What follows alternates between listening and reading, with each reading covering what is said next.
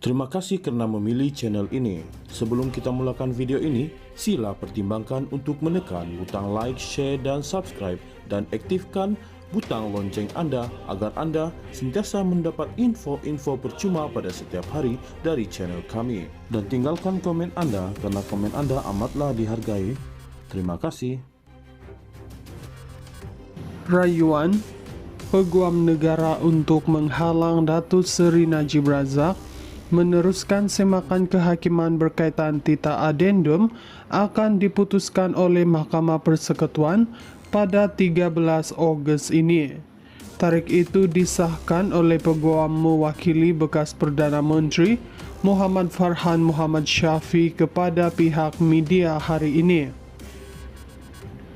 Mahkamah Tertinggi Negara akan menentukan sama ada Peguam Negara dibenar mengetepikan keputusan Mahkamah Rayuan yang mengembalikan semakan kehakiman bekas Perdana Menteri ke Mahkamah Tinggi untuk perbicaraan.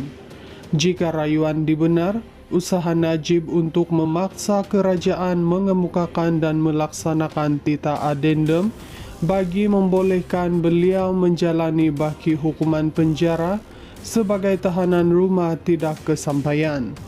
Pada 9 Julai lalu, panel 3 hakim diketuai oleh Hakim Besar Malaya, Tan Sri Hasna Mohammed Hashim, selesai mendengar rayuan Peguam Negara Tan Sri Muhammad Dusuki Mokhtar dan Peguam Tan Sri Muhammad Syafi Abdullah yang mewakili Najib.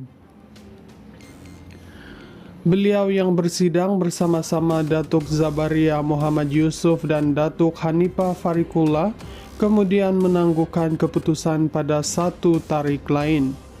Ketika berhujah, Muhammad Syafi antara lain menyatakan Peguam Negara sepatutnya segera berterus terang dari awal bahawa Tita Adendum wujud.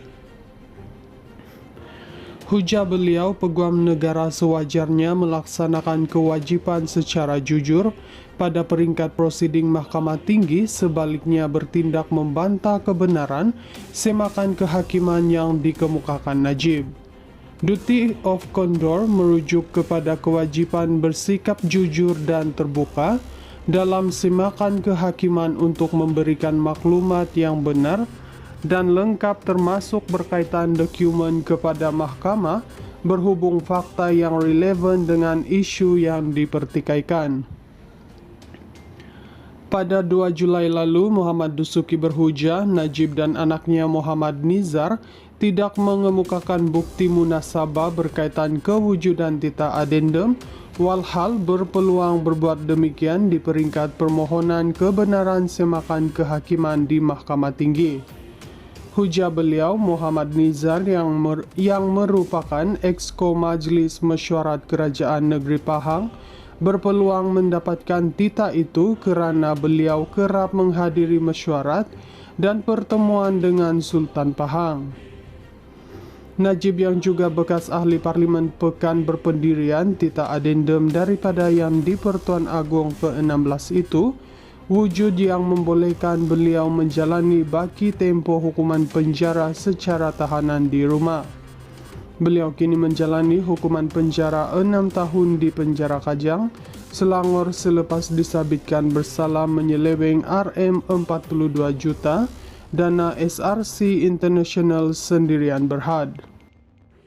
Rayuan Peguam Negara untuk menghalang Datuk Seri Najib Razak meneruskan semakan kehakiman berkaitan Tita Adendum akan diputuskan oleh Mahkamah Persekutuan pada 13 Ogos ini.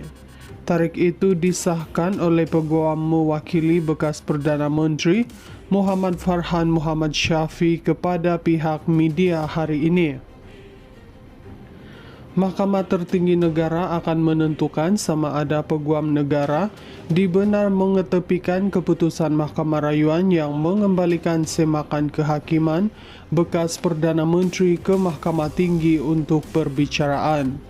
Jika rayuan dibenar, usaha Najib untuk memaksa kerajaan mengemukakan dan melaksanakan Tita Adendum bagi membolehkan beliau menjalani baki hukuman penjara sebagai tahanan rumah tidak kesampaian.